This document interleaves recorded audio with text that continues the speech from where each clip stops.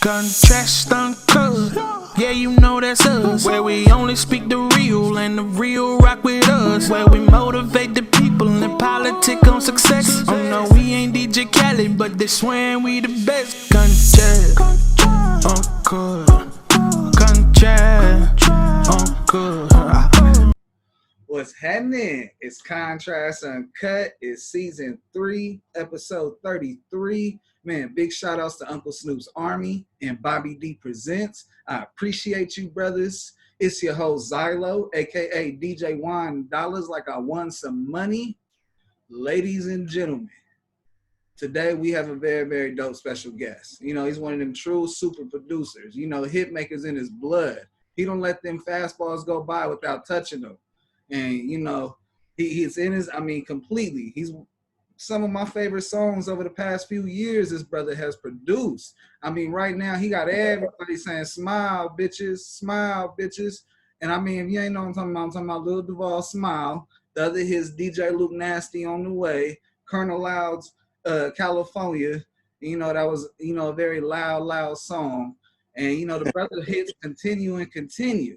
And, you know, a lot of people know his music, but haven't had a chance to know his name, his face. And today's that day where we start knocking on that wall and bringing it. I got Mr. Hanky, everybody. How you doing, brother?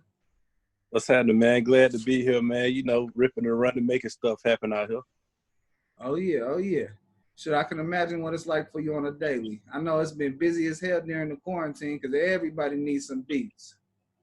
Man, it's crazy, boy. I'm talking about everybody. They got new stuff coming out with Ludacris and Chris Brown, T.I. and Chris Brown, City Girls, Jacquees, Tory Lanez, everybody. Whew. Hey, that's good. You know, back in the day, we had a moment where we wasn't having content come out like that. So now that we got all these, you know, big steppers in the way, making some real noise, you know, we can appreciate that. Gotta love it, man. Gotta love it. Business is good. Hey. So, my brother, I got a quote. You know, let me know how this quote relates to you, or if it doesn't, it's all good. The ideas, I want you to talk about it. All right, cool. All right. Work harder than anybody you've ever seen. That's what I believe. Meek Mill. What that quote means to me is, it reminds me of another quote, and another saying, a mantra that a lot of people use, and I use as well. Hard work beats talent when talent don't work. You feel me? That's real. So there's a lot of talented people out there, but they just ain't outworking everybody. You got to outwork everybody. It's not enough to just be dope. It's enough dope people in the world. There's a million people who make probably way better beats than me and all that, but they ain't gonna outwork me. You feel me? So that's what it comes down to. You know, it's that mentality. You got to have it. That's the only way it works. You know, along with belief, you got to believe in relationships and building them and having longevity. And, you know, you can be a testimony from the beginning of this conversation that relationships is, you know, the plethora of business right now for you. Exactly. That'll hold you up, man. When everything else is messed up, those relationships will keep you going. So I got to ask you, I'm talking about music here. Did the game choose you or did you choose the game? The game definitely chose me. Honestly, I thought I was going to be in the NBA. This is like 9th grade or whatnot, you feel me? And when I didn't get my shoe deal in the 10th grade, I figured I might as well go ahead and, you know, pursue other avenues that came way more naturally because my family, my mom and my sister, they all, you know, play piano and all this other stuff. So I've been around it from day one. Wow. So yeah. Do you have like key competitions? Nah, we don't do that, man. Now everybody do their own thing, you know. Mom played the piano and the organ. My sister plays piano and clarinet and a lot of woodwind instruments. I play trumpet and piano, a lot of brass instruments and drums and stuff. So, you know, everybody kind of got their own little thing. I used to DJ as well, so I'm about to start back DJing. So I got that lane. You know, it just we got our own thing going. No, that's incredible. But now we're going back to the beginning. You know, what was your first big confirmation that music's what you're supposed to be doing with your life? Like, what was the moment that, you know, you got that call and you was like, you know what, fuck every thought I had of doing this, doing that. This is what I'm supposed to invest my time in? Man, they had to be like 2003, 2004, and I was in college, and I was playing in the band in college, the marching band and all that good stuff. Hey, And man, you know what I'm saying? I came shout out to Southern University, Human Jukebox, #1 band in the world, in the universe. You feel me? that's power. So, you feel me? So, I come back home just like on a Christmas break, and everybody that I grew up with is popping as a rapper, from Ying Yang Twins to Gucci Man to Baby. Like, it's a lot of local rappers that's just popping. I'm like, dog, I know these people. Like, I know, you know what I'm saying? Like, I know y'all first and last name. I know your brother, sister, the whole thing. You feel me? So it was just that type of thing where, like, and I was already making, you know, tracks with people while we was in a dorm room, you know, just vibing out and stuff, you know, just having little chill sessions, you know, and that's what it was. So I honestly didn't know you got paid for it till about 2004, 2005. I was just making beats for my homies. Wow. Yeah, and once it started popping like that, people was like, I want to buy your beats. I was like, okay, cool. That was the easiest money I ever made. Shit, I could imagine once the publishing made sense and, you know, them checks started coming in quarterly, it was like, you know, this is a game changer. But, you know, I didn't know nothing about none of that until the checks start coming in. You know, the checks come in about 9 months after the stuff come out and everything. I'm just like, okay. I opened up the thing from BMI. I got a big stupid check. I'm just like, I called my lawyer. I was like, this me? He's like, yeah. I hung up the phone. He's like, have fun. Hung up the phone. Oh, shit. He was like, is this real? Do I owe somebody? Did you get paid? Did everybody else get paid? This is me? Yeah, because I was like, hey, man, yeah, so I just got this check. Yeah, they say you got my name on it and everything, you know, from BMI. And, you know, did you get one? Like, no, that's your check. Yeah, that's dope, bro. Yes, sir. That's that feeling. That's that feeling of shit. I didn't expect to have this, and it was a lot more than what I thought it would be. Right. I need to do Because more. I was doing it for free, you know, I was just gonna do it anyway. You know, I just like to do it. So, you know, it didn't matter to me. And the fact you got paid for it just added to it. That's real. That's real passion. Yeah. Yeah.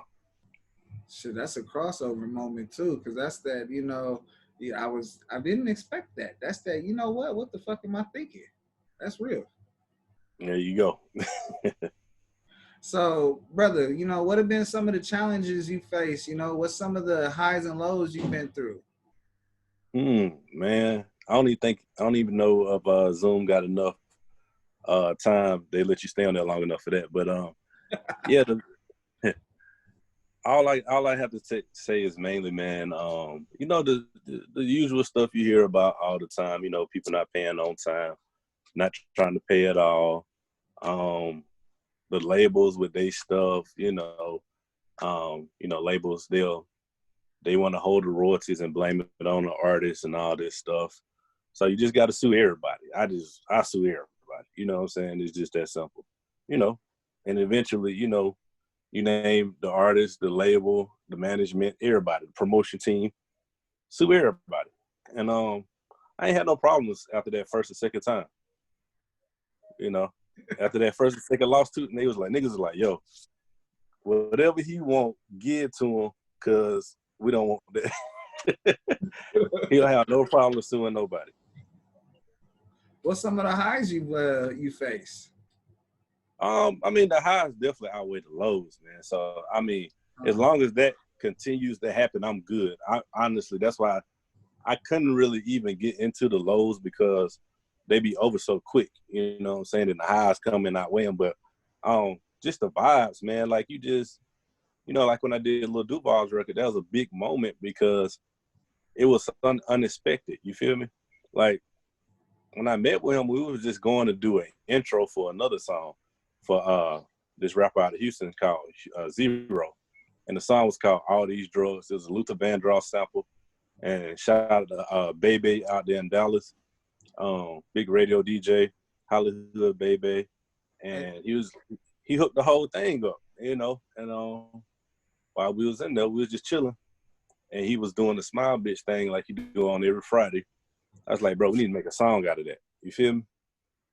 It wasn't no living my best life or nothing that on that at first. So he literally went in the booth and did smile bitch 5 minutes straight. You feel me? Like no verse, no singing, no nothing. Just smile bitch, come on. 5 minutes straight. So just to see where that record came from, it was just an idea. I thought we was gonna do it, and it's gonna be a little internet record, get a couple of followers for about 2 weeks or something, and it's gonna fade off. And then it started to become a real record. It went from being a joke to a real record, you know what I'm saying? So we was like, let's send it to Snoop, see what happens. And Snoop filled in the chorus and put some bars on it, some legendary words on it, you know what I'm saying? Speak on it. And then after that, then came Duval after we vibing in that. That's when he came up with the Living My Best Life part. And I was like, hold on, what's that?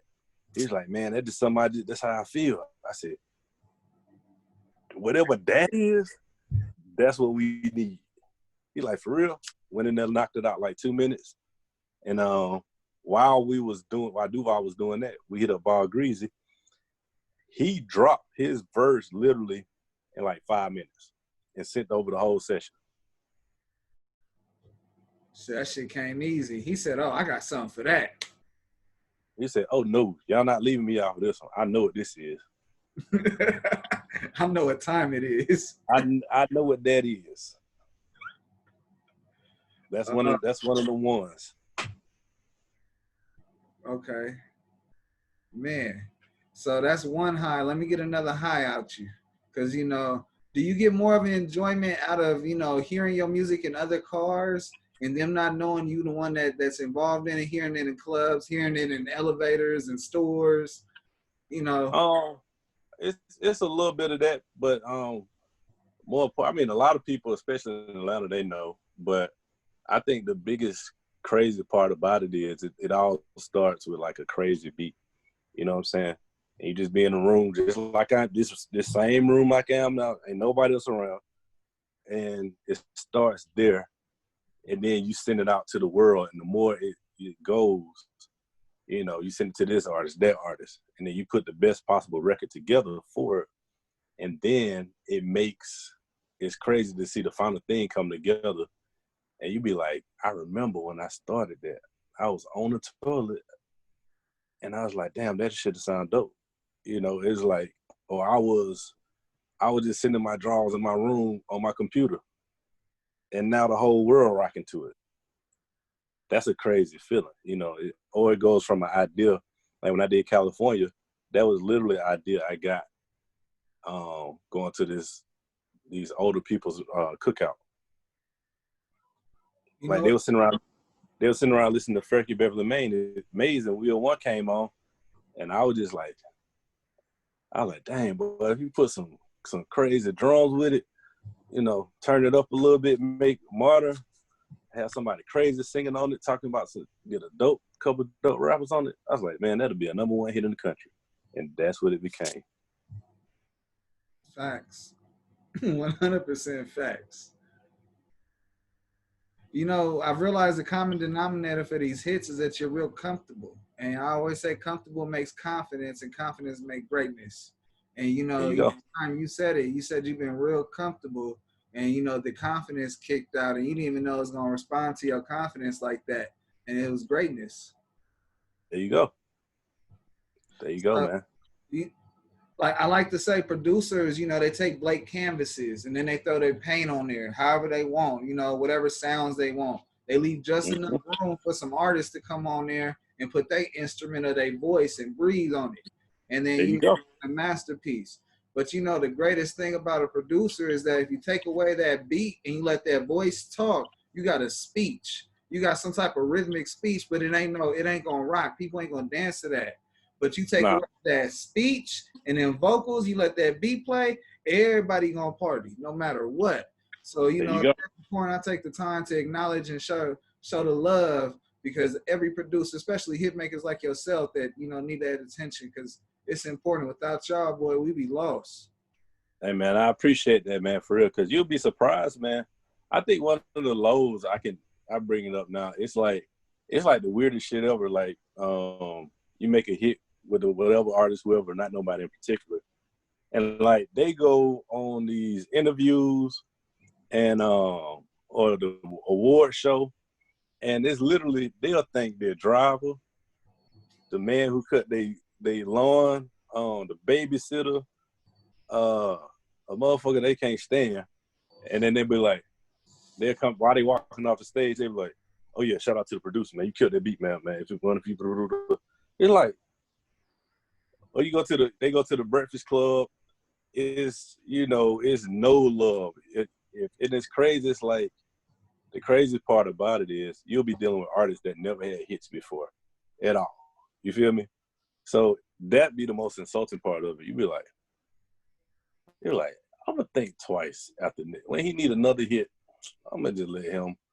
Since he did it all on his own, I'm gonna let him do it on his own. You know what I'm saying? And that's why you see so many one-hit wonders out here. You know what I'm saying? You don't see real superstars having a lineage of hits or just success, because, like after a while, you just be like, I'm cool.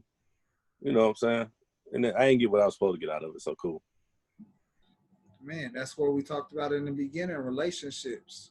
Because, if the artist did care about it and have, some type of genuine love towards, the whole project being done in a certain way, and, without you, it's that's out of pocket. Hey, man, and that's one of the things about it, man. That's why I just throw my shades on, man. Keep it moving, drop some more hits, and I see them when I see them, and they be like, "Dang, man, we need to get back in." I'm like, go ahead, man. You did everything last time. You did everything. I'm just happy you put my name on the credits. Right. But yeah, so it's cool, man. It's really and the thing about it, it used to really bother me, but I get it now.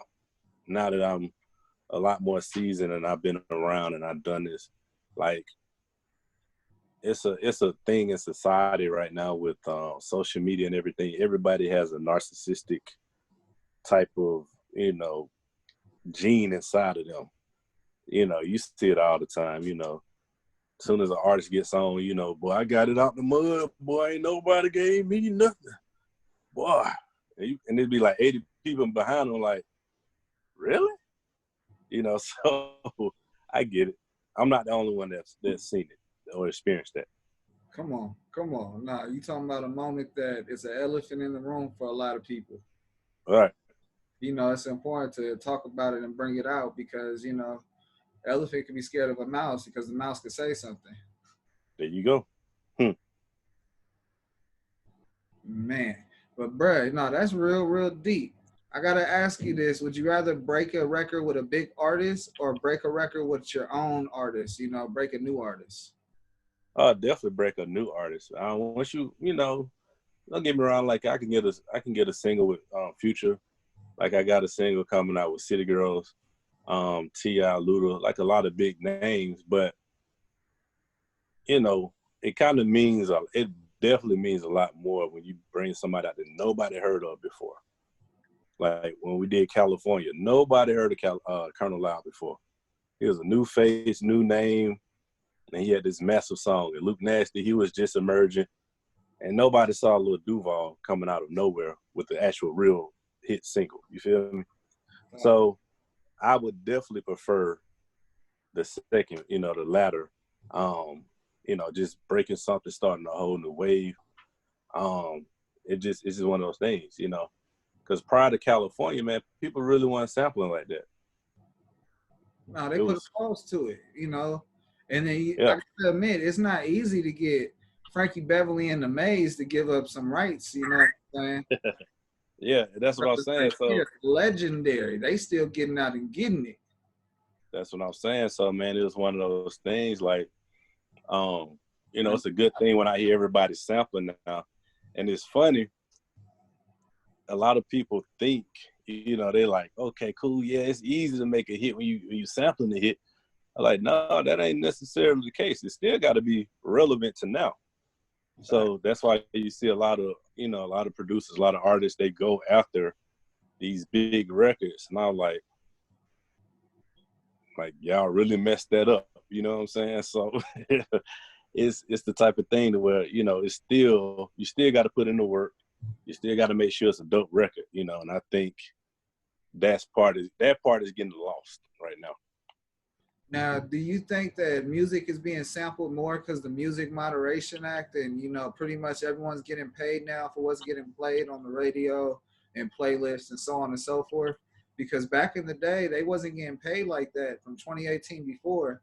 You know, now all these OGs that you have these big records, you know, and they get serious spins on all these different platforms that play it, the oldies channels and whatnot. And, you know, that you think that has a correlation? And I know the Music Moderation Act definitely got producers paid more. Yeah, I think it was more of a thing, man. Like I said, when we did California, man, like it wasn't too many people sampling at that time. And I didn't even know nothing about the act. I was just trying to make a dope record, to be honest. You know what I'm saying? Like I ain't care nothing about none of that. If I ain't get 5% off the record, I ain't care. I was like, okay, cool, whatever. But I knew it was gonna help the artist, it was gonna help him blow, and we could have made more records anytime, you know what I'm saying? So the thing about it was, it's like, oh yeah, you know, they passed this, you know, the act and all this other stuff, and then the streams start equaling this and then the third, and it just started to make sense for everybody. And at that point, you know, Frankie was cool with everything, and we came out with Luke Nastyy, his 2-3 records, and then it was just like boom. Cause I remember when I did California, I got so much hate because niggas was like, yo, you sampled Frankie Beverly Mays, that ain't gonna happen. No, you ain't gonna get that clear. No, that ain't happening, bro. Man, you tripping. You should have played it over. You should have did this. You should have did that. And I was just like, I don't give a fuck. Like, whatever, you know, cool. And then once people was like, oh, they cleared it. And then we came back with the Luke Nastyy, the Escape with the Jones Girls, Who Can I Turn To, the Luke Nastyy record. Then the On The Way record. Then it was just, you just start seeing them come out left and right. You know, and then honestly, the On The Way record was actually way bigger because people don't realize when we did the On The Way record, that inspired, a lot of people say they stole it from us, but I'll just use the term inspired. When Meek and Chris did that same record with DJ Mustard, with the same sample, and that's just how it goes. It's a sample, you know. It is what it is. But On The Way was just coming off the charts, #2 in the nation, on Billboard and everything. And so they played the, you know, we got bigger artists on the record type game. So, you know, but I felt good because I know where they got it from. I know where they got the inspiration from. There You know, go. and it's cool. Yeah. So it's just about how you look at things too, man. I tell all the younger producers, younger artists, man, it's like, it ain't no way around feeling no kind of way. You feel me? Like, people borrow ideas. If it's a great idea, somebody's probably thinking about the same idea too. You know what I'm saying? So if you think it's dope, just imagine how many other people that have been DJs before. They just, you know, if it's a dope record, somebody's thinking about it. So it is really about how you react to it. And that determines your success. Come on. We could both talk about how many times M2 Me Juicy Fruit's been sampled. Exactly, man. So, you know, Mr. Hanky, I got to ask you, brother, what would you be doing if you weren't into music, you weren't making music, you weren't producing? What would you be doing?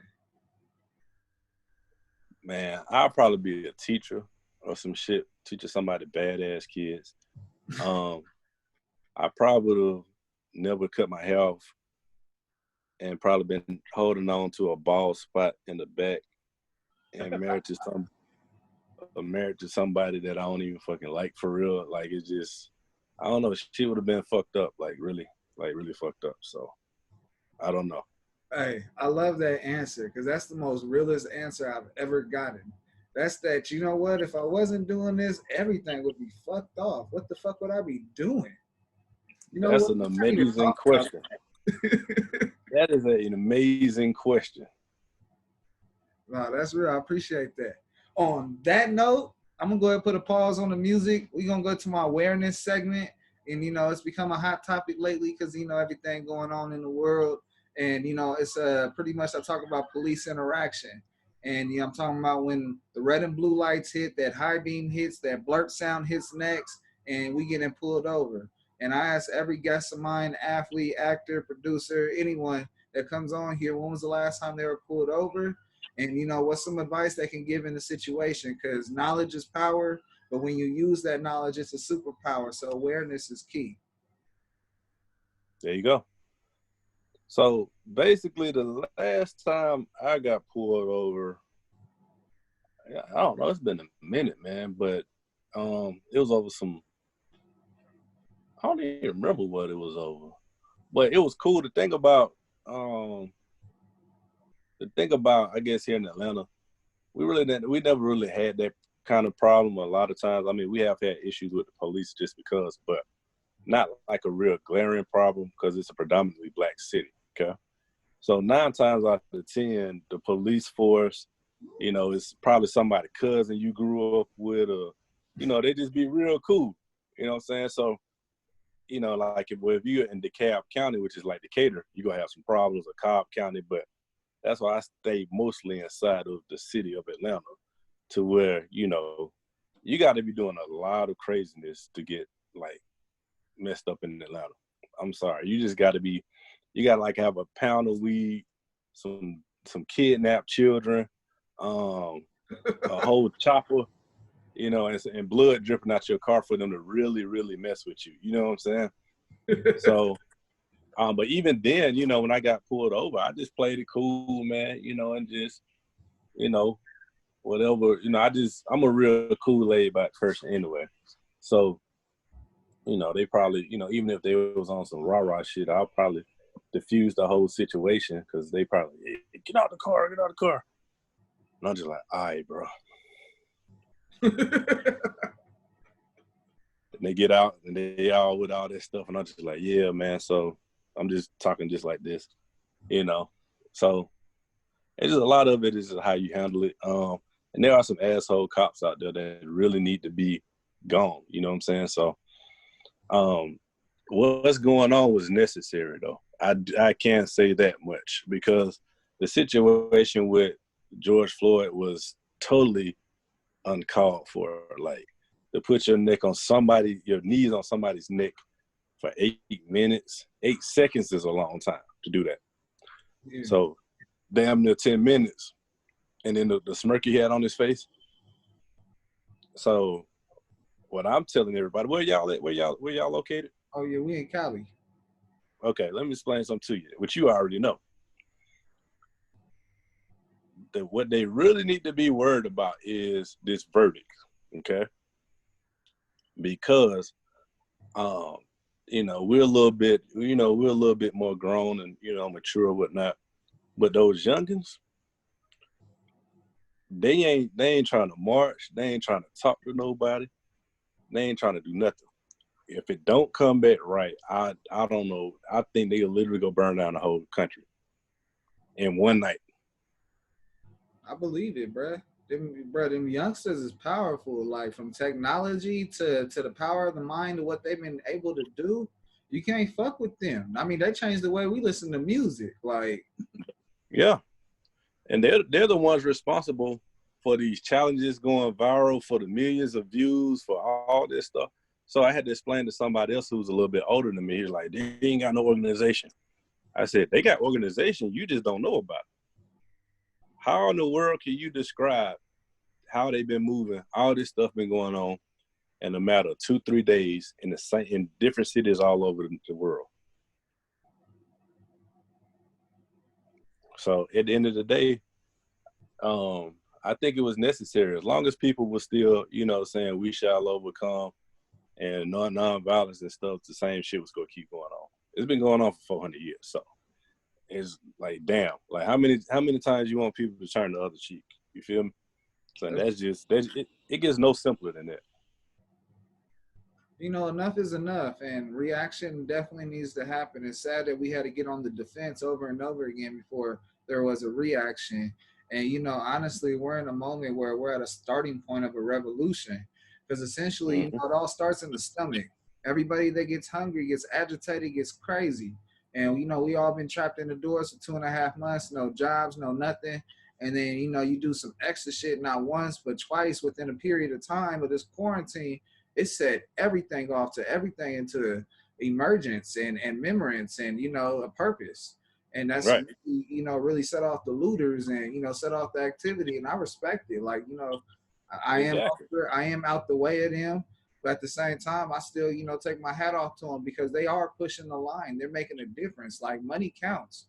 X amount of dollars from insurance, that counts. That's gonna keep on hitting and hitting. You said it right there. These people, their insurance literally jumped from whatever they was paying. If they was paying $5,000 a month, whatever for insurance, or 15. Say they're paying $15,000 a month in insurance.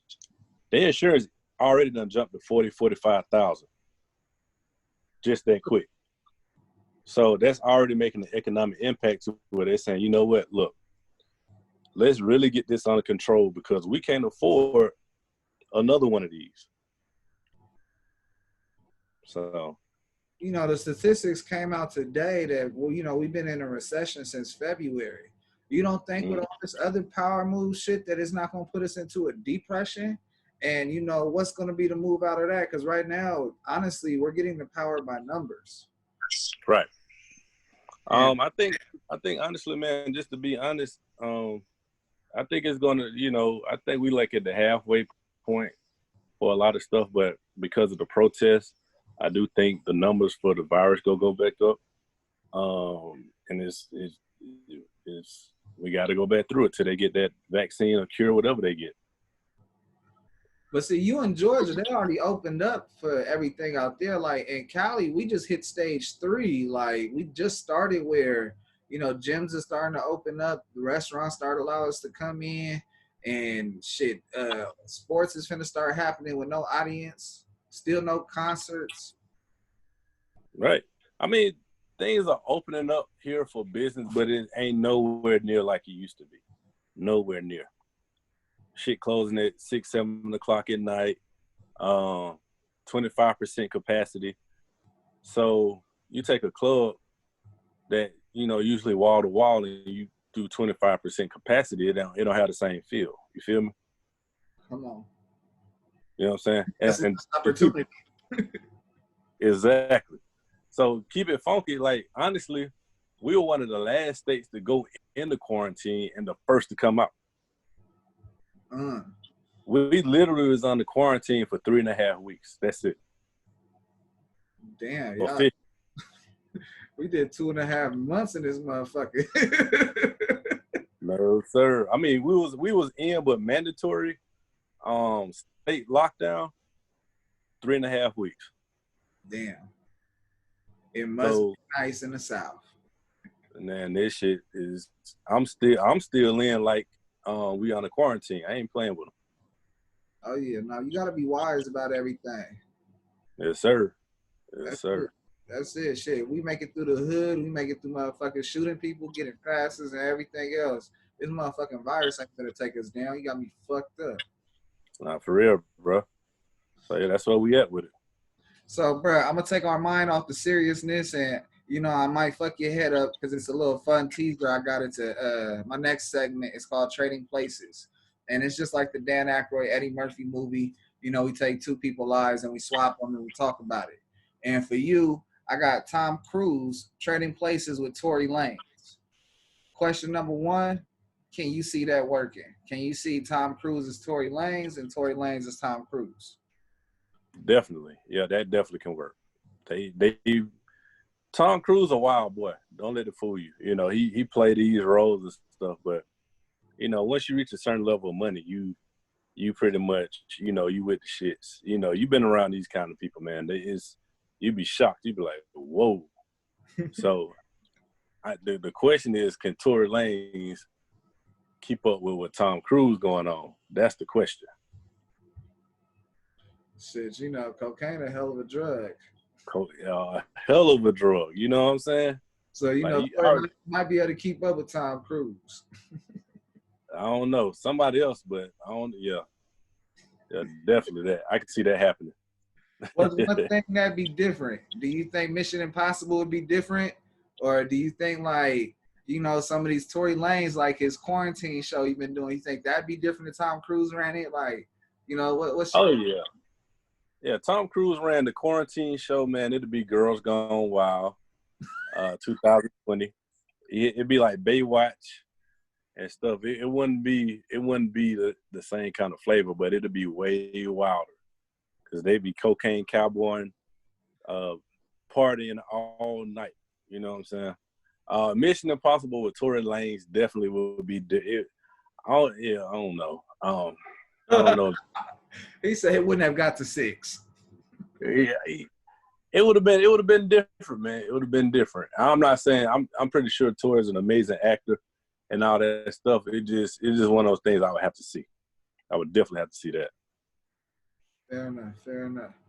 All right, so I got one more segment, and it's called my Impulse Q&A segment. You got to answer 3 questions. If you don't like the question, it's all good. Just say pass. And their questions are cards, and you know it's like from a fan perspective. Okay. All right, question number 1.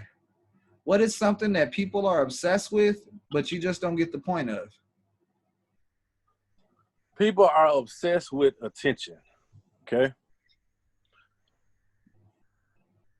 I don't understand it. We'd rather look successful than actually really be successful. Who? Speak on it. You know what I'm saying? So I've seen artists or athletes or whatever, as long as they Instagram popping, they could have $10 in their pocket.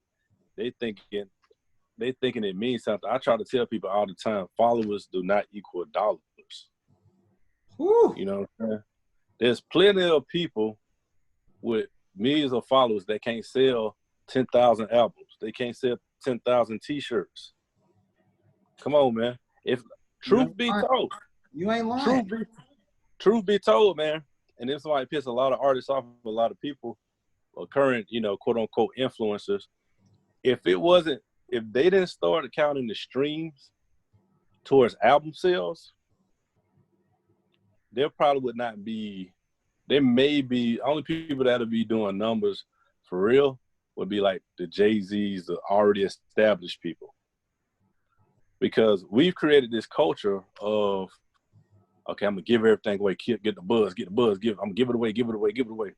But it's just like a woman. If she just give her pussy away, it holds no value. You see what I'm saying? So she just constantly giving it away. Nobody's chasing the one who giving it away. That's easy. You can hit that anytime. You know, you're attracting the wealth. There you go. You know what I'm saying? So at the end of the day, these artists, instead of standing strong and say, hey man, you gotta pay $1.29 for mine. I get it, you know, the powers that be changed the way music was consumed so they could be back in control. I get that part. But at the end of the day, we still gotta focus on making money, being truly successful. You know, one of the things that burns me up right now is I look back and you see people just use this term so loosely: boss, CEO, influencers. The other one, the biggest one of all, branding. Everybody's got a branding business or whatever, and it's the craziest shit ever. You be like, you got a branding business, but you ain't got no following. Hey, how do you have how you a brand strategist, whatever, you know? And they be dead serious. They just, you know, everybody's experts except everything, but except actually being an expert. You know what? It's They're the crazy. expert at talking, but numbers don't lie. So, you know, bullshit walks. And I think that's why I've been cool. Like, it's cool. Like, you might not be a household name, but my record's selling. You feel me? They doing numbers. They doing crazy numbers. So would you rather have the fame or you rather have the check? Come on, the check. Come on, man. And I ain't talking about the Instagram blue check. I'm talking about that in the mail. I pick up, I go sign and deposit, and then I'm delivered from all my financial worries. Hey, bro, I got my shit direct deposit. You understand me? We got another one coming in on June 13th.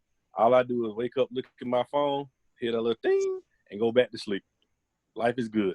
He said, I'm living my best life. I ain't going back and forth with none of y'all. Come on. Question number 2. What's the dumbest way you've been injured? Playing basketball in the studio. Hold on. You know the little in the studio. the little Nerf joints we used to have back in the day that you put on the top of the door. Oh yeah. I broke a door like that. Right. So we broke a door. I ducked on somebody. Who you dunk on? Man, my homeboy. Okay. I ain't gonna tell you name because you'll be mad. I mean, he told everybody. I thought you weren't gonna tell everybody. But anyway, I dunked on him, and he's a lot larger than me. He's about a good. If I weigh right at 200, he definitely weighs about 315. Feel me? He's a whole nother 2 people bigger than me. Okay, and so I dunked on him. We both fell, but he fell on my ankle. Ooh. So I'm getting up thinking everything cool, man, and I'm noticing I'm lifting. I look down, man, my ankle is swollen. Ooh. I was like, this big dude sprained my ankle. So keep in mind, I still got a whole nother session with a A-list artist. So I'm just like, all right, as long as it don't start hurting too bad, I'm cool. So I go elevate my ankle till they come in. The minute they walk in, I put my foot down, and a pain shot from my ankle all the way up, all up my back, all down my, man. And I just had to put my shades on, bro, and just, they thought I was feeling the song, bro. I was holding it in, but I wanted to scream. Pain, I feel you. Yes, sir. Nah, I've done that before. I try to, dunk and white man can't jump, and I got hung. And so, I ended up breaking my damn foot, the metatarsal fracture, coming down. Oh. Like, bro, I was touching the rim. And then when I got a fast break and thought I could do it. I understand. That I believe I could fly moment. Yeah, and shit, I let myself down, let the ball down, and, chills during football season. Oh, I was hella mad. Question number 3. If you could only eat one food for the rest of your life, what would it be? Chicken wings, buffalo wings, easy wings. That's it. I'm from Atlanta. Battered and dipped and nah, we don't do all the batter here. We do just regular fried hard with the sauce and the lemon pepper sprinkled on top of it with the fries and the peach and lemonade drink mix. You know what I mean? Real ghetto shit. That shit ghetto, but it's good. Hey, are the wings really better in the strip clubs than Wingstop? All the food is better in the strip club. All the food. Magic City food is amazing. Cheetah's food. Cheetah has a 5-star restaurant inside of their club. Damn. They got steaks in the bigger than your wall, the wall behind you. Amazing. Yes. Damn. Yes. Yeah, I need to open up my eyes sometime. Yeah, man. Next time you come here, let me know. Yes, sir. Absolutely. Shit. Bruh, I'm going to ask you a bonus question just because you ain't pass on none.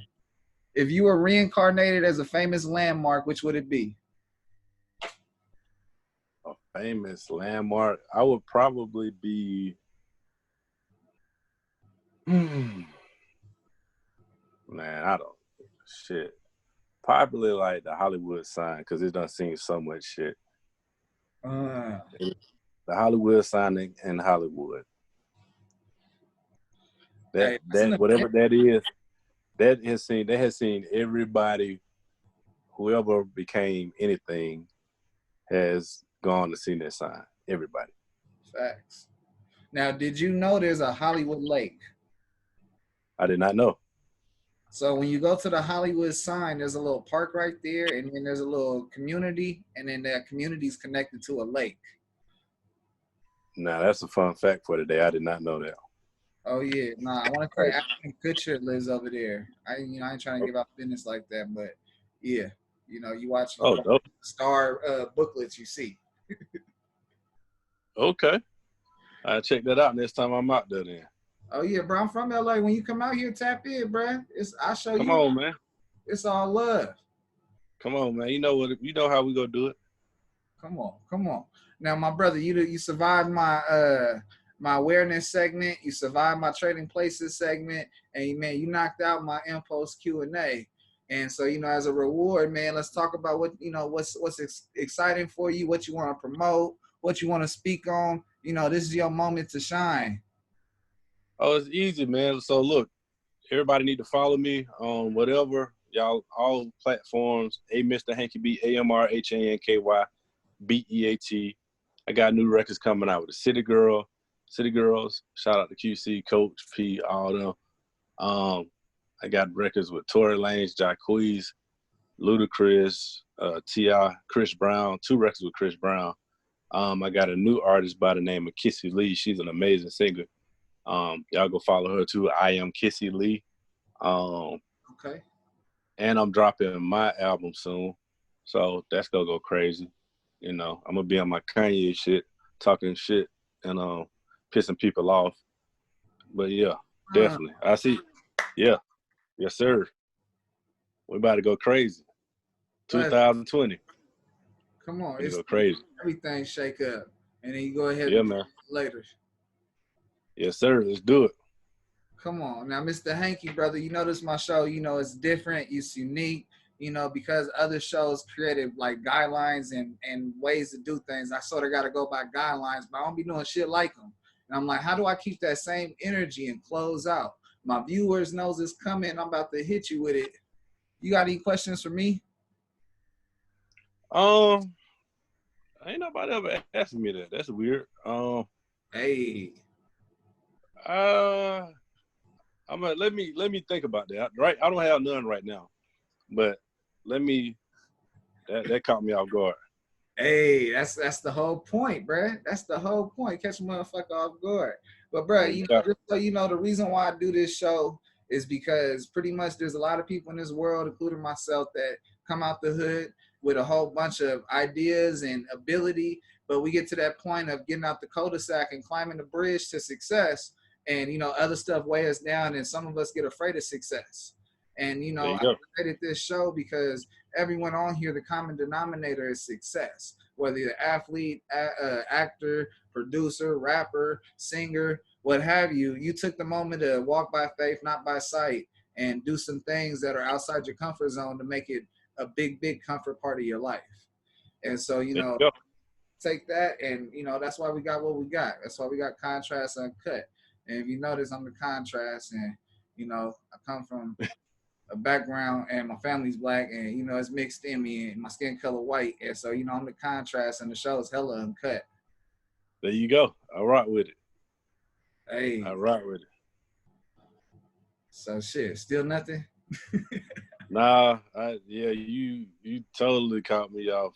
Totally caught me off guard. I'm gonna have something next time though. I'm gonna have a whole shit of shit. I'm gonna switch it on you from the first question. Hey, I interviewed Rhyme Fest, and Rhyme Fest did me like that. Like, as soon as I started off with it, like, he flipped it back on me and was like hitting me with shit, and then I was like, I had to tell him, you interviewing me on my own show. He was like, brother, sometimes it be like that. It be like that, exactly.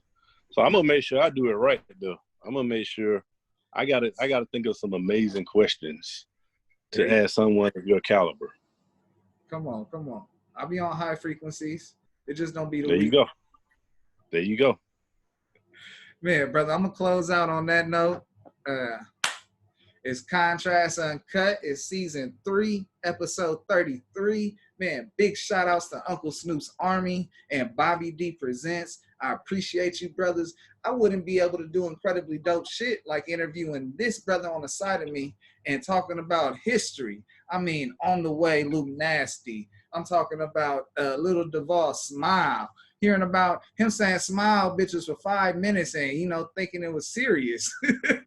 I'm talking about. Man, it was what it was. Mr. Hanky, brother, I appreciate you coming on here, man, and just lacing us and giving the knowledge, giving the stories, and letting them gems speak, you know, like a diamond in your mouth, just dancing.